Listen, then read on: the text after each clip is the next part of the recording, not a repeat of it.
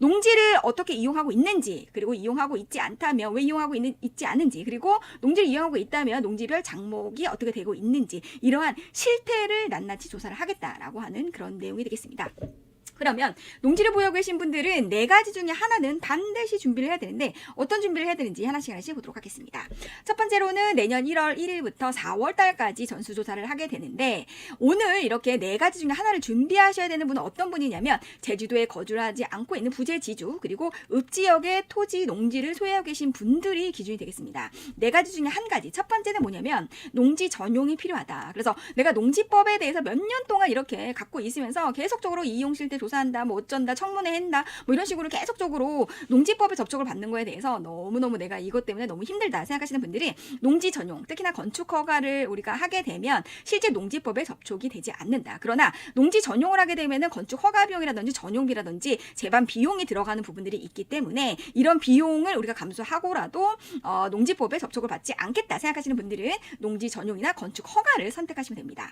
두 번째로는 난 진짜 본격적으로 농사를 하겠다라고 생각하시는 분들은 제주도에 전입을 해서 농사를 직접 하셔도 되고, 제주도에 전입만 하시고 임대에 대한 부분들 같은 경우에는 제주도에 거주하고 계신 분한테 비공식적으로 임대를 맡기셔도 된다라고 하는 게 두 번째 방법이 되겠고, 세 번째로는 농어촌공사에 위탁을 맡기시는 방법이 가장 안정적인 방법이다라고 보시면 되겠습니다. 그래서 농지로서 계속 유지하실 부재지주 같은 경우에는 농어촌공사에 임대 위탁을 반드시 연락을 하셔가지고 위탁을 의뢰하시면 임대료를 받을 수가 있는 거니까요. 처분 시까지는 임대 위탁을 하시는 방법이 가장 좋은 방법이고, 1번, 2번, 3번, 4번, 3번까지도 내가 어떤 준비도 못한다. 그러면 마지막으로 내가 무조건 받아들일 수밖에 없는 건 청문입니다. 처분하세요. 그리고 왜 이걸 농사 짓지 않았죠? 하는 청문회가 개최가 됩니다. 이 청문회를 통해서 처분 명령이 내려지든 아니면 나한테 어떤 이렇게 매매할 수 있는 기회를 주든 어떤 방식으로든 변명을 해야 됩니다. 그렇기 때문에 네 번째 사항은 1번, 2번, 3번을 준비하시지 않은 분한테는 무조건 4번이 될 수밖에 없다라고 하는 상황들. 그래서